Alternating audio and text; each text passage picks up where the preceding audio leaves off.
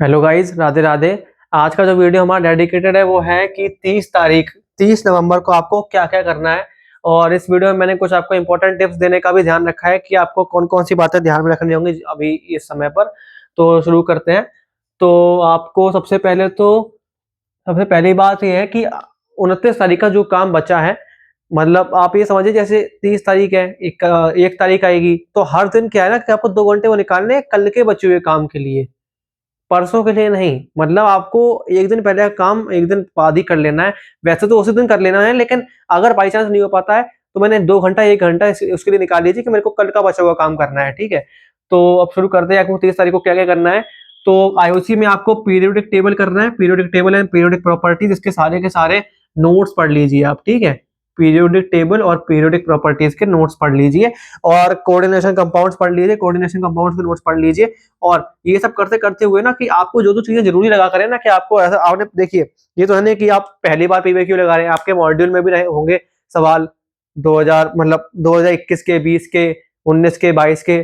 तो उन सब सवालों में आपको याद होगा कि ये सवाल पूछे जाते हैं। तो आप बाजू में ना जब भी आईओसी पढ़े या ओसी पढ़े तो बाजू में एक पन्ना रखें जिसके ऊपर आप हर चीज लिखते रहें, ताकि एक बार जब आपका पूरा रिवीजन हो जाए तो केवल आप शीट ऑफ पेपर को एक बार देख लीजिए कि हाँ ये चीजें जरूरी है। तो आपको क्या है ना, दोबारा रिवीजन हो जाएगा, वो भी बहुत कम समय के अंतर्गत, ठीक है। तो ये पीरियोडिक टेबल पढ़िए, कोऑर्डिनेशन कंपाउंड पढ़ने हैं आज। और बाजू में पढ़ने वाली बात बता दी मैंने आपको। और कोशिश करिए कि आप जो है ना लाइट की रोशनी में ना पढ़ें, आप जो है लाइट लैंप की रोशनी पढ़ें, मतलब टेबल लैंप की रोशनी में। तो इससे क्या होगा, आपका मोटिवेशन बिल्ड होगा, ठीक है। तो मतलब चारों तरफ अंधेरा और आप पढ़ रहे हैं, तो मतलब सलाह है मेरी तरफ से, मैं भी यही करता था। और एक और बात बताना चाहूंगा कि गाने सुनकर पढ़ाई ना करें।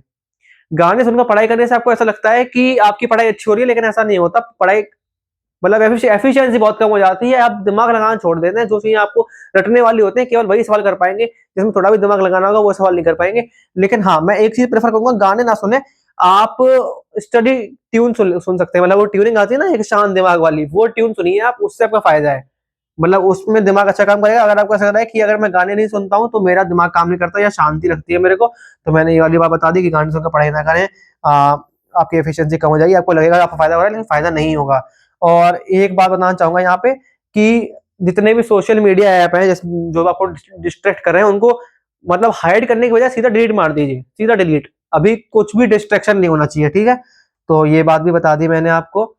और ये जो है ना पीरियोडिक पीरियोडिक टेबल और कोऑर्डिनेशन कंपाउंड, इसमें 2 घंटे से ज्यादा नहीं देना है आज का। 2 घंटे से ज्यादा देना ही नहीं है, 2 घंटे के अंतर्गत उसको रिवाइज करना है, ठीक है। और अगली बात बताना चाहूंगा, एंड आफ्टर लर्निंग, हाँ। ये बात बता दी मैंने आपको। हाँ, अब ओसी के लिए बताना चाहता हूँ। देखिए, आपने ओसी में 29 तारीख को यानी कि कल आपने वो आईओपीएसी, जीओसी और आइसोमेरिज्म रिवाइज कर लिया था, उसके नोट्स रिवाइज कर लिए थे। अब मेरी समझ में 12th में तो इतना ही आइसोमेरिज्म तक, और 11th में सॉरी। अब 12th में जो जितने भी चैप्टर्स है ना वो सारे के सारे रिएक्शन बेस्ड हैं। तो आप कितने भी वो पढ़ लेंगे, कितने भी चैप्टर्स पढ़ लेंगे, तो उसमें ज्यादा फायदा मेरे को लगता नहीं है।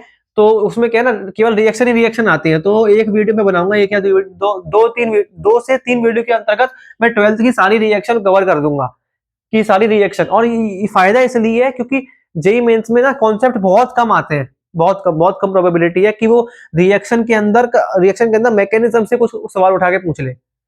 जहां पर होगा ना, जहां पर सवाल आते हैं, मैं मानता हूँ कि सवाल आते भी है, बहुत कम आते हैं लेकिन आते हैं, तो वो चीजें मैं उन वीडियो में इंक्लूड कर दूंगा, ठीक है।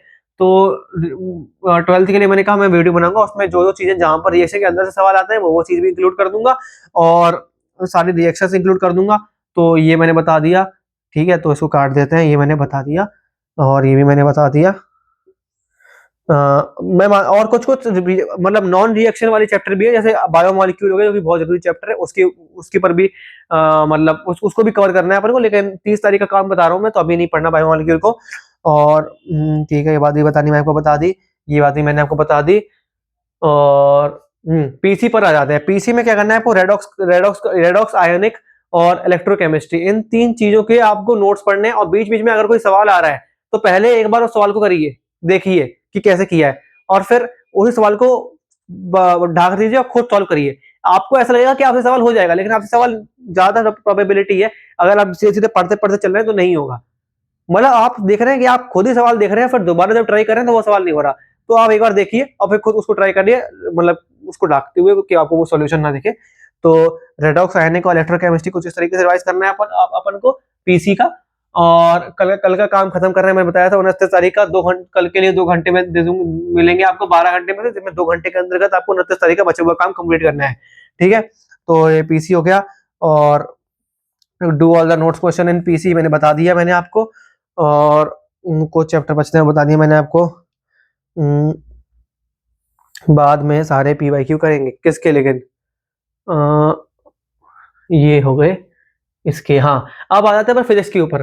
फिजिक्स के ऊपर आ जाते हैं कि फिजिक्स के ऊपर, फिजिक्स में मैंने आपको बताया कि आपको मैं बताता हूँ करंट, इलेक्ट्रिसिटी, कैपेसिटेंस और सेंटर ऑफ मास और रोटेशन, इन चारों चैप्टर के आपको फॉर्मूले देखे। एक कॉपी मैंने बताई थी आपको पिछली वीडियो में बनानी है, उसमें सारे के सारे फॉर्मूले उस कॉपी के अंदर लिख लीजिए, लिखते जाइए क्योंकि इसमें फॉर्मूले के ऊपर ही सवाल आते हैं फिजिक्स में। मतलब कॉन्सेप्ट तो ना के बराबर ही यूज होते हैं। और तो आपने एक कॉपी बना रखी है, उसमें सारे सारे फॉर्मूले लिख लीजिए और अभी पीवाईक्यू मत करिए, आप पढ़ते जाइए, फॉर्मूले लिखते जाइए और फॉर्मूलों को याद करते जाइए। और पीवाईक्यू कब करेंगे आप, वो समय होगा ना जब 20 से लेके 20 तारीख तक आपको पूरा रिवीजन देगा, 15-20 तारीख तक। उसके बाद जब आप एक पेपर दे रहे होंगे रोज, तो बच्चे के 7 घंटे में 7 घंटे मिलेंगे ना, उसमें आप सवाल करेंगे। कौन से? उसमें आप आईओसी, पीसी और ओसी और फिजिक्स के पीवाईक्यू करेंगे 2023 के और 2024 के। तो फिजिक्स का मैंने बता दिया क्या करना है आपको, करंट, कैपेसिटेंस और सेंटर ऑफ मास और रोटेशन की आपको नोट्स वाइज करके एक जगह फॉर्मूले सारे के सारे लिखने हैं। ठीक है, और ये बता दिया मैंने, ये बता दिया। और एक और बात बताना चाहूंगा कि इस समय पे ना आप जलन भावना मत रखिए कि बहुत से बच्चों के साथ ऐसा होता है कि उनमें अपने दोस्तों के प्रति या और लोगों के प्रति जलन भावना आ जाती है। अगर आप अपने दोस्त की किसी तरीके से मदद कर सकते हैं जिसमें आपका नुकसान नहीं है, मतलब आपका नुकसान नहीं हो रहा है लेकिन सामने वाले का फायदा हो रहा है, तो उसकी मदद करिए। अपना मतलब स्वार्थ मत देखिए कि क्या जलन भावना, ये सब चीज छोड़ दीजिए। ठीक है, और तो मैंने आपको ये वाला पॉइंट बता दिया मैंने आपको। और ये भी नहीं है इस समय पे कि बिल्कुल आइसोलेटेड हो जाओ, बिल्कुल आइसोलेटेड, किसी से बोल ही नहीं रहे हैं, बस पढ़ाई पढ़ाई पढ़ाई पढ़ाई। वो सबकी पढ़ाई नहीं होगी, आपकी एफिशिएंसी हो जाएगी, दिमाग काम करना बंद कर देगा, मतलब आप ही का नुकसान होगा। ठीक है, तो एकदम से आइसोलेटेड भी नहीं होना है इस समय पर कि हाईली मोटिवेटेड हो जाए, नहीं होना है वो। ठीक है, ये वाला पॉइंट मैंने आपको बता दिया। और मिनिमम 7 घंटे की स्लीप तो लेनी ही है, 7 घंटे से कम स्लीप तो लेनी नहीं है, 7 घंटे से कम स्लीप नहीं लेनी, 7 घंटे से ऊपर हो जाए तो हो जाए, 8 घंटे से ज्यादा नहीं होनी चाहिए, 7 घंटे से कम नहीं होनी चाहिए, इतनी स्लीप लेनी है। और पेपर को बीच में शुरू, हाँ, एक बहुत इंपॉर्टेंट टिप देना चाहूंगा यहाँ पे कि अगर आप चाहते हैं कि आपका पेपर अच्छा जाए, अगर आप चाहते हैं कि आपका पेपर जल्दी खत्म हो कम समय के अंतर्गत, तो कोई भी सब्जेक्ट है ना, उसके कभी भी पहले सवाल से उस सब्जेक्ट को शुरू मत करें, बीच से शुरू करें। 11वां सवाल हो गया, 10वां सवाल हो गया, 12वां सवाल हो गया, 13वां सवाल हो गया। और ऐसे फिजिक्स में भी, ऐसे केमिस्ट्री में भी, मैथ्स में भी, और रैंडमली सवालों को देखते जाएं, ये हो गया, ये हो गया, तो आपको पता ही चलेगा आपका पेपर कितनी जल्दी खत्म हो जाएगा। समझ रहे हैं? और मैं तो सब्जेक्ट भी स्विच करता रहता था, लेकिन मतलब किसी के लिए बेनिफिशियरी हो सकती है सब्जेक्ट स्विच वाली चीज की, बीच बीच में सब्जेक्ट स्विच कर लिया, किसी के लिए अनबेनिफिशियरी हो सकती है, लेकिन ये चीज जो बेनिफिशियरी है कि कभी भी पहले सवाल से शुरू मत करें, आप बीच के सवाल से यूज करें, मतलब शुरू करें तो आपका फायदा होगा। ठीक है, ये वाला पॉइंट मैंने आपको बता दिया।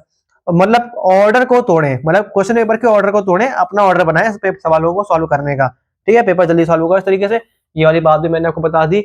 और हाँ, अब मैं आ जाता हूँ मैथ्स पे कि आपको मैथ्स में क्या करना है। ठीक है, तो मैथ्स में क्या करना है आपको, क्वाड्रेटिक, सॉल्यूशन ऑफ ट्राइंगल, और हाइट एंड डिस्टेंस, और डिटरमिनेंट, और स्ट्रेट लाइन। इसमें जो स्ट्रेट लाइन है वही एकमात्र बड़ा चैप्टर है, बाकी चारों के साथ छोटे चैप्टर है।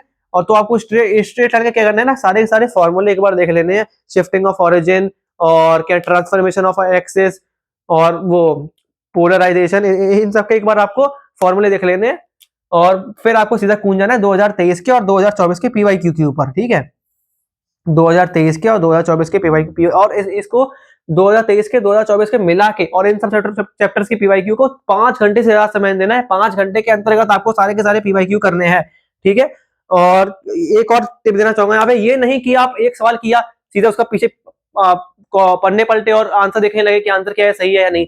आपको जैसे आपने मान लीजिए क्वाड्रेटिक इक्वेशन के सारे सवाल किए, उसके अंदर मैं मान लेता हूँ 10 से 15 सवाल थे 2023 के अंतर्गत, तो सारे के सारे सॉल्व करेंगे एक जगह पर, अच्छी राइटिंग में सबके आंसर लिखेंगे, मतलब आंसर लिखेंगे, हाँ।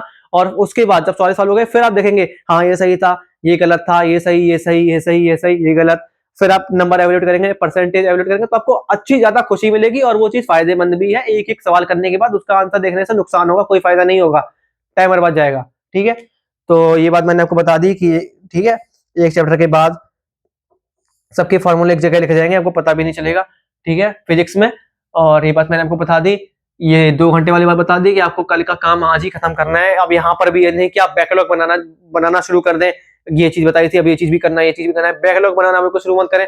भले ही आज की चीज ना पढ़े लेकिन कल की चीज कंप्लीट जरूर करें। ठीक है, तो मैंने वो बता दिया। मैथ्स में 5 घंटे लग गए आपके 30 तारीख के। यहाँ पर ये मार्कर जरा गड़बड़ है। हाँ, मैथ्स मैथ्स में आपके गए 5 घंटे। ठीक है, और आईओसी में आपके गए 2 घंटे। ओसी में तो अभी मैंने कुछ करने को आज कुछ कहा नहीं है। मैंने कहा है कि मैं रिएक्शन में और जो रिएक्शन के अंदर अंदर अंदर से जो सवाल आते हैं उसके ऊपर एक वीडियो बनाऊंगा। तो आज तो कुछ भी नहीं कहा, तो इसलिए ओसी में गया 0 आवर और 2 घंटे गया कल के काम में। जो कल का काम बचा हुआ है उसको आज हर हालत में खत्म करना है, जो कल मैंने बताया था कि क्या क्या करना है। और पीसी में वो कुछ नहीं करना है, केवल नोट्स पढ़ने हैं। 3 चैप्टर्स के बड़े चैप्टर थे, तो मैं मान लेता हूँ 3 घंटे यहाँ पे गए। कितना हो गया? 2 घंटे आईओसी में, 3 घंटा पीसी में, 5 घंटा मैथ्स में, 10 घंटा हो गया। और 2 घंटे मान लेता हूँ आपके फिजिक्स में चले गए, तो आपको 12 घंटे तो पढ़ना पड़ेगा भाई। मेहनत तो करनी पड़ेगी, बिना मेहनत से कुछ भी नहीं होगा। मेहनत तो करनी पड़ेगी, 12 घंटे तो दिन में पढ़ना पड़ेगा। मेरे को नहीं पता ये 12 घंटे आप कैसे निकालेंगे, बस निकालने हैं आपको। जी जाने कर दीजिए, लगे रहिए। चलिए अलविदा कहता हूँ, राधे राधे।